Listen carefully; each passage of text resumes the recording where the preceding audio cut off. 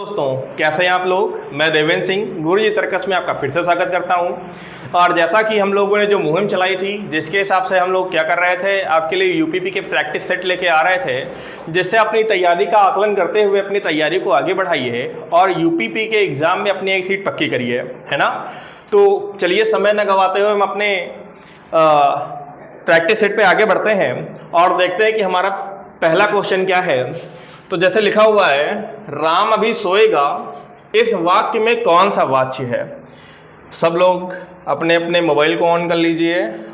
जो भी आपके मित्रगण हैं, जो भी यूपीपी की तैयारी कर रहे हैं, जिनको थोड़ा बहुत नॉलेज चाहिए, है ना, जो चाहते हैं कि वो अपने स्थान का नाम रोशन कर सकें, वो गुरुजी पाठशाला से जुड़ें और हमारे वीडियो को ज़्यादा से ज़्यादा शेयर करिए और सब्सक्राइब करिए, है ना। चलिए भाई शुरू करते हैं। पहला क्वेश्चन लिखा हुआ है, राम अभी सोएगा, इस वाक्य में कौन सा वाच्य है ना। तो सबसे पहले जानते हैं, चलिए ऑप्शन दिया गया है भाववाच्य, कृतवाच्य, कर्मवाच्य, इनमें से कोई नहीं, है ना। तो इस क्वेश्चन को जानने से पहले आइए थोड़ा वाच्य के बारे में जान लेते हैं, है ना। चलिए जिसको भी पता हो इसका उत्तर बताइए कि वाच्य का अर्थ क्या होता है। वाच्य का अर्थ क्या है, कमेंट करिए। वाच्य का अर्थ क्या है। तो वाच्य का अर्थ है क्रिया का विषय। क्या? क्रिया का विषय, है ना। वाच्य का अर्थ होता है क्रिया का विषय, अर्थात क्रिया के जिस रूप से यह पता चलता है कि किसकी प्रधानता व्यक्त की जा रही है, या क्रिया का विषय क्या है, कर्ता है या कर्म है या भाव है, ये जो बताता है वही कौन कहलाता है, वाच्य कहलाता है। और जो वाच्य होते हैं वो कितने तरह के, वाच्य के कितने टाइप भैया, तो वाच्य के होंगे 3 प्रकार। कौन कौन से? कृतवाच्य, कर्मवाच्य और भाववाच्य। वाच्य के 3 प्रकार, कृतवाच्य, कर्मवाच्य और भाववाच्य।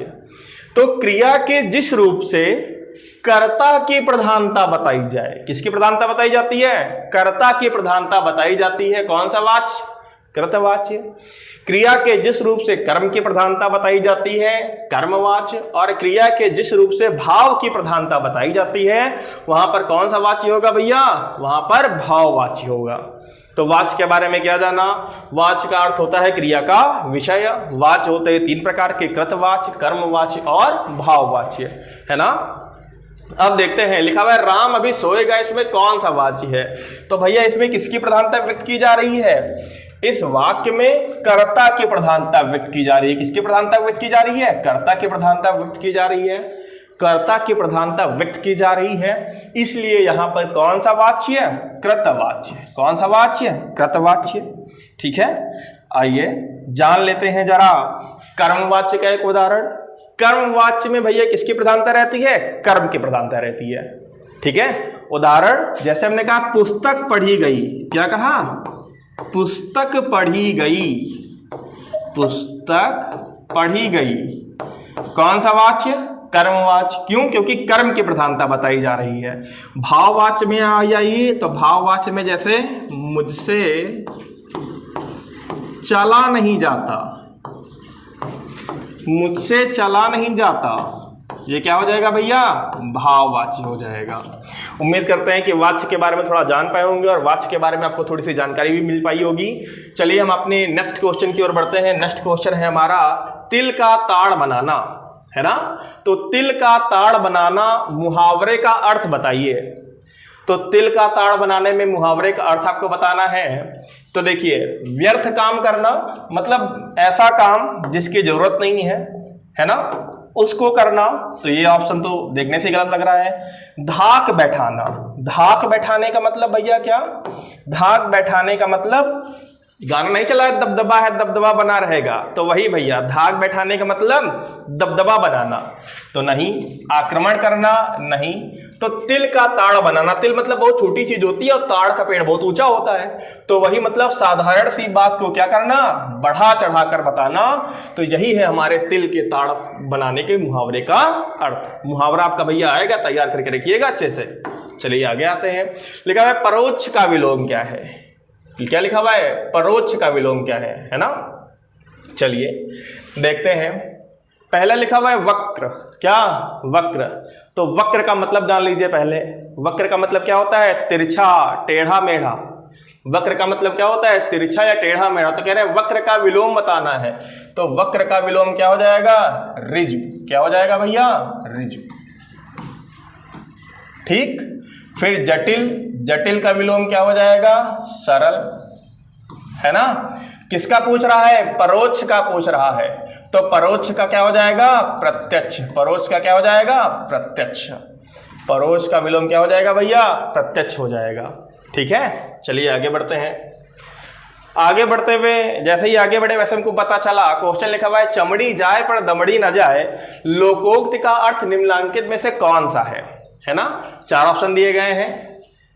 पैसा ही माँ बाप दोनों, अत्यधिक बहुत कंजूस होना, पैसे का बहुत मोह होना, और जान चली जाए पर पैसा न जाए।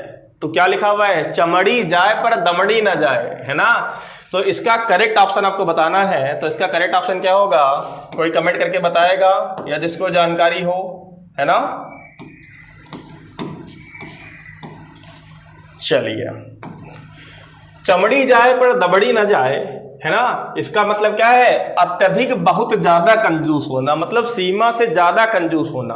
तो ये क्या हो जाएगा लोकोक्ति का अर्थ, चमड़ी जाए पर दमड़ी ना जाए। चलिए आगे आते हैं। और लिखा हुआ है क्रोध किस रस का स्थायी भाव है। अब आपसे किसके बारे में पूछा गया है, रस के बारे में पूछा गया है। क्रोध किस रस का स्थायी भाव है। 4 ऑप्शन दिए गए हैं, वीर रस, रौद्र रस, भयानक रस, विभत्स रस, है ना। तो सबसे पहले जान लेते हैं, थोड़ी सी जानकारी ले लेते हैं रस। क्या, रस। तो जरा कमेंट करके बताइए, या जिसको पता हो वो बताइएगा कि रसों का प्रवर्तक किसे माना जाता है। रसों का प्रवर्तक किसे माना जाता है, कोई बताएगा, कमेंट करिए अगर आपको आता हो तो। रसों का प्रवर्तक कौन है, तो रसों का प्रवर्तक भैया माना जाता है आचार्य भरत मुनि को। किसको, आचार्य भरत मुनि। कौन है भैया, आचार्य भरत मुनि रसों के प्रवर्तक हैं। ठीक है, अच्छा। तो आचार्य भरत मुनि ने रसों की कितनी संख्या बताई, ये क्वेश्चन आ सकता है कि आचार्य भरत मुनि ने रसों की कितनी संख्या बताई है। तो आचार्य भरत मुनि ने रसों की संख्या बताई है कितनी, 8। कितनी बताई है, 8। और आप पढ़ते कितने रस हैं, 9 रस, है ना। तो भैया रसों के प्रवर्तक कौन है, आचार्य भरत मुनि। ठीक है, अब दूसरा प्रश्न का उत्तर दीजिए। रसों के अंग, क्या, रसों के अंग, रस के कितने अंग होते हैं, चलिए जवाब दीजिए। रस के कितने अंग, तो भैया इसको इरेज करके जरा मैं ऊपर लिख देता हूं। आचार्य भरत मुनि के अनुसार रसों की संख्या कितनी, आचार्य भरत मुनि के अनुसार रसों की संख्या 8। कितनी, 8। यह आचार्य भरत मुनि के अनुसार है, याद रखिएगा। और आचार्य भरत मुनि कौन, जिन्होंने क्या किया, रसों का प्रवर्तन किया। ठीक है, चलिए अब आते हैं रसों के अंग। तो रसों के कितने अंग होते हैं भैया, तो रस के होते हैं 4 अंग। कितने अंग, 4 अंग। और रसों के 4 अंग का नाम कौन बताएगा, रसों के 4 अंग का नाम आप कमेंट करके बताइएगा, है ना। और जब अगली क्लास आएगी तो मैं रसों के चारों अंगों का नाम बताऊंगा और रसों के बारे में थोड़ा और जानकारी दूंगा आपको। तो आपके लिए क्वेश्चन है कि रस के अंग होते हैं 4 और रसों के चारों अंग के आपको क्या बताने हैं, नाम बताने हैं नीचे कमेंट में। ठीक है, ये क्वेश्चन आपके लिए मैं छोड़ता हूं। और अब अच्छा, क्रोध किस रस का स्थायी भाव है, तो देखिए वीर रस का स्थायी भाव क्या है, वीर रस का स्थायी भाव है उत्साह।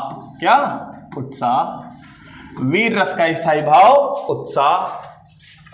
रौद्र रस का स्थायी भाव क्या है भैया, क्रोध। और यही पूछ रहे हैं आपसे, क्रोध किस रस का स्थायी भाव है। फिर पूछ रहे हैं भयानक रस का स्थायी भाव क्या, भय। और विभत्स रस का स्थायी भाव क्या होगा? विभत्स रस का स्थायी भाव होगा जुगुप्सा। क्या होगा? जुगुप्सा। ठीक है ना। रसों का प्रवर्तक कौन? आचार्य भरत मुनि। रसों के अंक कितने? 4। नाम कौन बताएगा? आप। ठीक है। अब वीर रस का स्थायी भाव उत्साह, रौद्र रस का स्थायी भाव क्रोध, भयानक रस का स्थायी भाव भय और विभत्स रस का स्थायी भाव जुगुप्सा। ठीक है ना। इतना आपके समझ में आया होगा। कुछ नया सीख पा रहे हैं तो हमारे चैनल गुरुजी तर्क उसको लाइक करिए और अपनी तैयारी को और ज्यादा मजबूत करते रहिए। चलिए फिर अगले क्वेश्चन की ओर बढ़ते हैं और अगला क्वेश्चन है हमारा, लिखा हुआ है निम्नलिखित वाक्यांश के लिए दिया गया शब्द सुसंगत है। ऐसे क्वेश्चनों को बहुत ध्यान से पढ़िएगा, है ना, क्योंकि आपको टाइम का प्रेशर होगा, पेपर का प्रेशर होगा, बहुत प्रेशर होगा आपके ऊपर परीक्षा हॉल में। तो बहुत प्रेशर नहीं लेना है, क्वेश्चन को आपको ध्यान से पढ़ना है कि क्वेश्चन क्या रहा है। तो क्वेश्चन कह रहा है निम्नलिखित में से किस वाक्यांश के लिए दिया गया शब्द सुसंगत है। सुसंगत मतलब सही दिया गया है, आपको ये पता करना है ना। अब आप जल्दबाजी में है, जल्दी जल्दी पढ़ गए और थोड़ा सा भी कहीं गलत मतलब निकाल ले गए तो आपके 2 नंबर गए। ठीक ना। तो चलिए क्या लिखा हुआ है? शत्रु को जीतने वाला। तो इसका ऑप्शन दिया गया है अजात शत्रु। तो शत्रु को जीतने वाले को क्या कहते हैं? तो शत्रु को जीतने वाला भैया क्या कहलाता है? शत्रु को जीतने वाला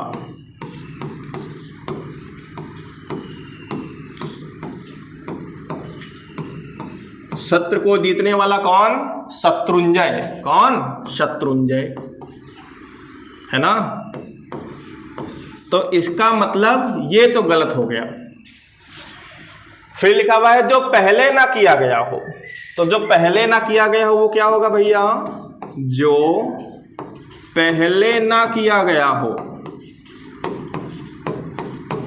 जो पहले ना किया गया हो अपूर्व। क्या होगा? अपूर्व। मतलब ये भी गलत हो गया। फिर लिखा हुआ है जो पढ़ा ना गया हो, है ना। क्या लिखा हुआ है? जो पढ़ा ना गया हो। तो जो पढ़ा ना गया हो मतलब कौन? जो पढ़ा ना गया हो मतलब अपठित। क्या? अपठित। और जिसे पढ़ा ना जा सके, जो पढ़ा ना गया हो अपठित, जिसे पढ़ा ना जा सके वो हो जाएगा अपठनीय। क्या हो जाएगा? अपठनीय। ठीक है। फिर लिखा हुआ है, ये लिखा हुआ है आदि से अंत तक। तो अब 3 तो गलत हो गए भैया और चौथा ऑप्शन, 5वां ऑप्शन है नहीं कि इनमें से कोई नहीं। तो आदि से अंत तक मतलब आद्योपंत, मतलब ये ऑप्शन सही है। अच्छा ये लिखा हुआ है अजात शत्रु। क्या लिखा हुआ है? अजात शत्रु लिखा हुआ है। तो अजात शत्रु का मतलब क्या होगा भैया? अजात शत्रु का मतलब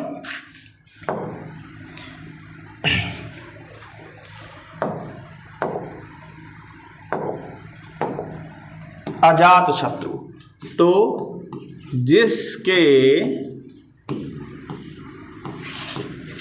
शत्रु का जन्म ना हुआ हो, जिसके शत्रु का जन्म ना हुआ हो, जिसके शत्रु का ही जन्म ना हुआ हो भैया, उसको क्या कहेंगे? उसको कहेंगे अजात शत्रु। क्या कहेंगे? अजात शत्रु। ठीक ना। फिर से देखते हैं, जिसके शत्रु का जन्म ना हुआ हो अजात शत्रु कहलाएगा। जो पढ़ा ना गया हो अपठित, जो पहले ना किया गया हो अपूर्व, शत्रु को जीतने वाला शत्रुंजय और आदि से अंत तक को क्या कहेंगे? आद्योपंत, है ना। चलिए अपने अगले ऑप्शन पे आते हैं। लिखा हुआ है माँ ने बच्चे को मिठाई दी। क्या लिखा हुआ है? माँ ने बच्चों को क्या दिया भैया? मिठाई दी। अब आप बताइए किस टॉपिक का प्रश्न है? तो ये कारक का प्रश्न है। किसका प्रश्न है? कारक का, है ना। तो ये भैया कारक का प्रश्न है। और कारक कितने तरह के? कारक के 8 प्रकार। कितने प्रकार?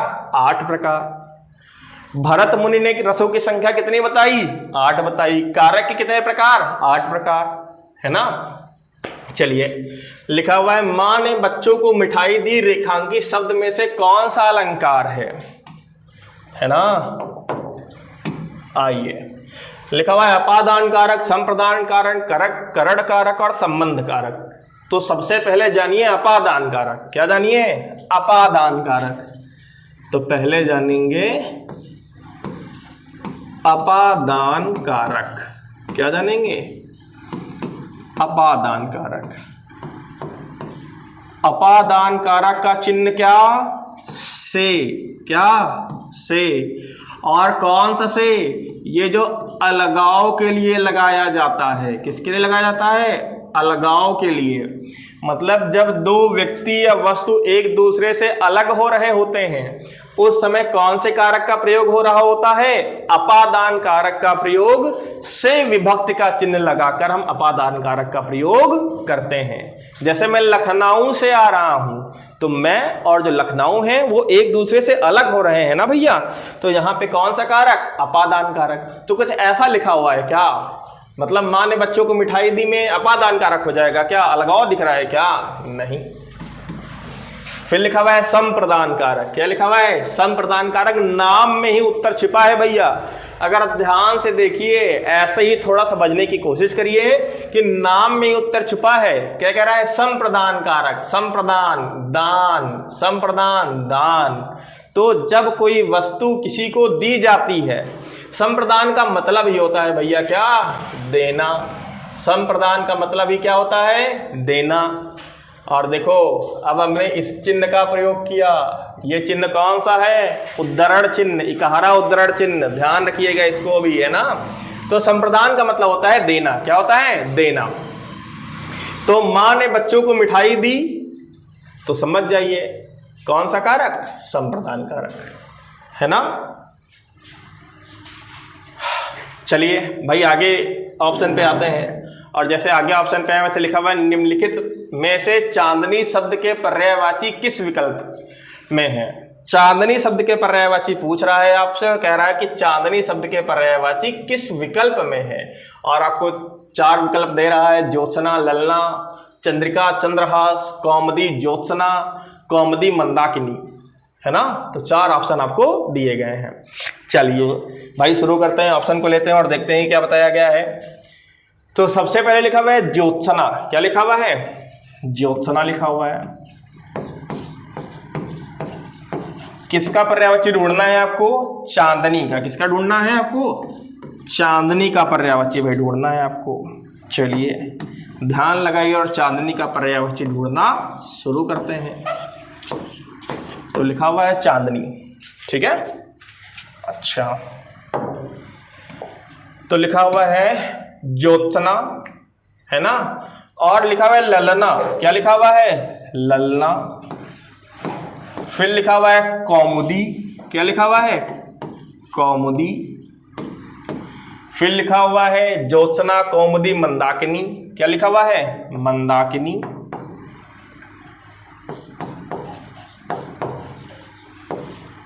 और क्या दिया गया है? चंद्रहास दिया गया है। क्या दिया गया है? चंद्रहास। और दिया गया है चंद्रहास।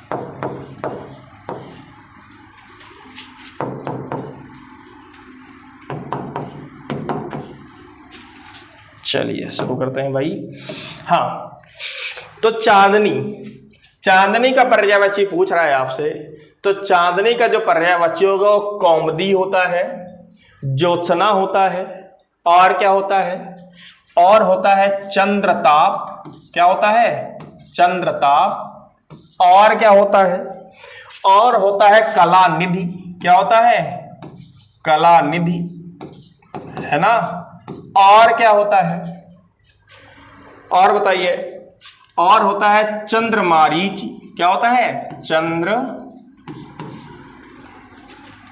और होता है चंद्र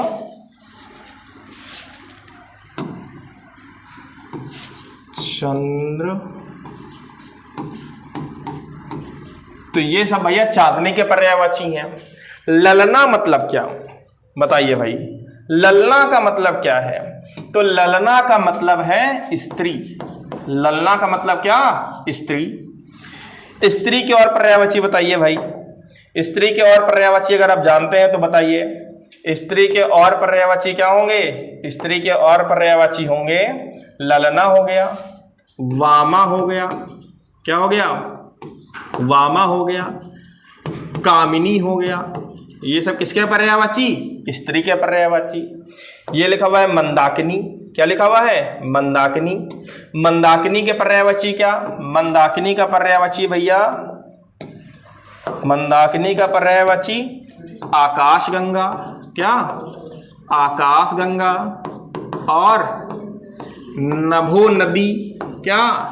नभो नदी है ना। और क्या? ध्रुव गंगा और नभो गंगा। ये सब किसके पर्यायवाची हैं? ये सब भैया पर्यायवाची हैं मंदाकिनी की। ये लिखा हुआ है चंद्रहास। चंद्रहास का मतलब क्या? चंद्रहास का मतलब भैया तलवार। चंद्रहास का मतलब क्या? तलवार। चंद्रहास का मतलब तलवार। चलिए, तो एक तो चंद्रहास के पर्यायवाची हो गई तलवार, दूसरी पर्यायवाची खड्ग है ना, तीसरी पर्यायवाची खग, तीसरी पर्यायवाची करवाल, क्या? करवाल। तो ये सब भैया किसके पर्यायवाची हैं? ये सब हैं चांदनी की, स्त्री की, मंदाकिनी की और तलवार की। उम्मीद करते हैं कि इनको आप पढ़ रहे होंगे और भी याद कर रहे होंगे। फिर ये लिखा हुआ है निम्नलिखित में से सकर्मक क्रिया का उदाहरण कौन सा है? क्या पूछ रहे हैं? सकर्मक क्रिया का उदाहरण। तो देखिए भैया, रचना की दृष्टि से क्रिया दो प्रकार की। रचना की दृष्टि से क्रिया दो प्रकार की। कौन कौन सी? बोलते रहिए, बोल बोल के पढ़िए, बोल बोल के पढ़िएगे तो चीजें दिमाग में बैठती रहेंगी।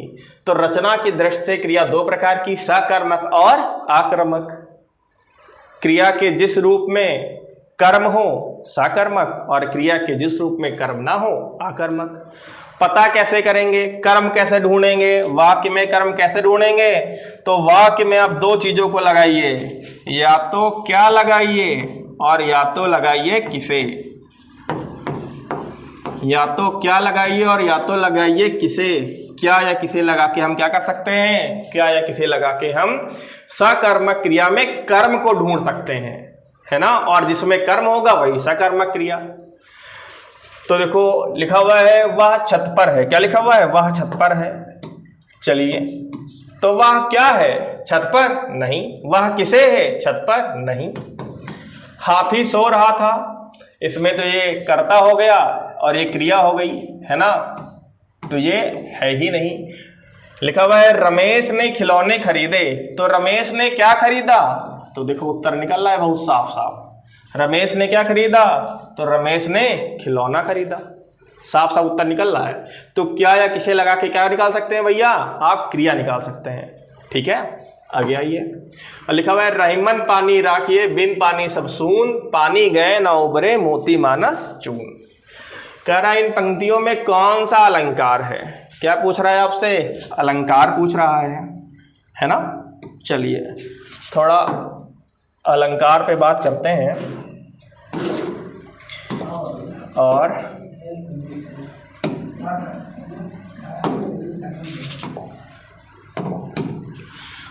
अलंकार, क्या अलंकार? अलंकार का संधि विच्छेद करिए। अलंकार का संधि विच्छेद क्या हो जाएगा भैया? अलंकार का संधि विच्छेद हो जाएगा अलम। क्या हो जाएगा? अलम धन कार। अलम धन कार हो जाएगा।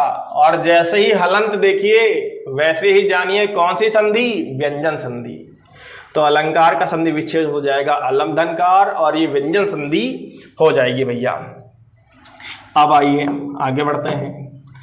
कह रहा है अलंकार कितने तरह के? तो देखिए दो बातें आती हैं।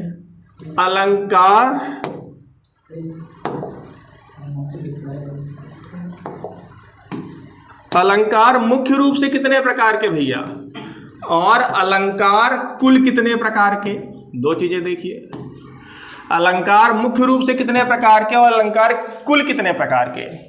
तो अलंकार मुख्य रूप से होते हैं दो प्रकार के। कितने प्रकार के भैया? दो प्रकार के। अलंकार के मुख्य रूप हैं दो और अलंकार के कुल रूप हैं भैया कितने? 3। 2 रूप कौन कौन से? शब्दालंकार, सब जानते होंगे, छोटे से पढ़ते चले आ रहे होंगे कक्षा 8 से, है ना। और दूसरा कौन सा? अर्थालंकार, ये सब जानते होंगे। चलिए, लेकिन 3 रूप कौन कौन से? 3 रूप है, पहला तो हो गया शब्दालंकार, दूसरा हो गया अर्थालंकार, और तीसरा कौन सा? उभयालंकार। कौन सा अलंकार भैया? उभयालंकार। दिमाग में रखिएगा, दिमाग खोल के काम करिएगा, छोटी सी गलती 2 नंबर ले जाएगी आपकी, और 2 नंबर आपको 2 लाख लोगों से पीछे कर देगा भैया। समझ में आई बात? तो अलंकार मुख्य रूप से कितने प्रकार के? 2 प्रकार के। अलंकार कुल कितने प्रकार के? तो 3 प्रकार के। मुख्य रूप से कौन? शब्दालंकार और अर्थालंकार। कुल रूप से कितने? 3, शब्दा, अर्था और उभयालंकार। इतनी बात क्लियर हो गई? चलिए ठीक है, अच्छी बात है। अब वही पुरानी बात, शब्दालंकार किसे कहते हैं, अर्थालंकार किसे कहते हैं? तो जहां पर शब्दों के माध्यम से चमत्कार उत्पन्न हो शब्दालंकार, जहां पर अर्थों के माध्यम से चमत्कार उत्पन्न हो अर्थालंकार, है ना। थोड़ा और जानते हैं, चलिए थोड़ा और जानें। शब्दालंकार जानेंगे। क्या जानेंगे? शब्दालंकार। शब्दालंकार जानते हैं, लाइन खींच दीजिए। फिर वही कहानी, कौन सी कहानी?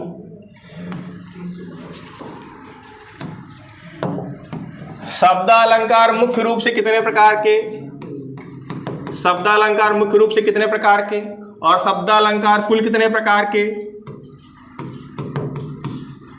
तो शब्दालंकार मुख्य रूप से कितने प्रकार के भैया? 3 प्रकार के। कुल रूप से कितने प्रकार के? 5 प्रकार के। नाम आप दीजिएगा कि हम देंगे? काम छोड़ दें आपके लिए, घर के लिए? नहीं, एक छोड़ दिया है काम। हाँ, ये नीचे कमेंट में बताइएगा, मैंने आपके लिए काम छोड़ा है कि रसों के भेद कितने होते हैं, है ना। और बता दिया है 4, आपको उसका नाम नीचे लिखना है, कमेंट में लिखना है, और 4 आपको भेद लिखने हैं। चलिए यहाँ पे मैं ही बताता हूँ। मुख्य रूप से शब्दालंकार कितने प्रकार के? तो 3 प्रकार के। कौन कौन सा? अनुप्रास अलंकार, है ना, और यमक अलंकार और श्लेष अलंकार। कुल कितने प्रकार के? कुल 5 प्रकार के। पहला तो ये अनुप्रासी हो जाएगा भैया, दूसरा क्या हो जाएगा? यमक अलंकार, और तीसरा श्लेष अलंकार, चौथा वक्रोक्ति अलंकार, और 5वां विप्सा। क्या?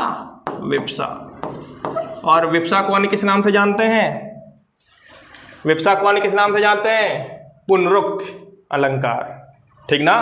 तो ये भैया अलंकार हो गए। अब अगर मैं इनको वर्णन करना शुरू करूंगा तो समय ज़्यादा हो जाएगा, क्लास ज़्यादा लंबी हो जाएगी, और इतनी लंबी क्लास आप देखेंगे नहीं, क्योंकि आपके पास इतना टाइम नहीं है ना। चलिए, अपने क्वेश्चन का जवाब मैं देता हूं, और जब अगली क्लास आएगी कभी तो यहां से आगे मैं अपनी बात को रखना शुरू करूंगा। तो लिखा हुआ है, रहीमन पानी राखिए, बिन पानी सब सून, पानी गए ना उबरे, मोती मानस चून। ठीक है, तो यहां पे अलंकार कौन सा होगा? श्लेष अलंकार होगा। कौन सा अलंकार? श्लेष अलंकार। श्लेष मतलब क्या होता है? श्लेष मतलब होता है चिपकना। क्या होता है? चिपकना।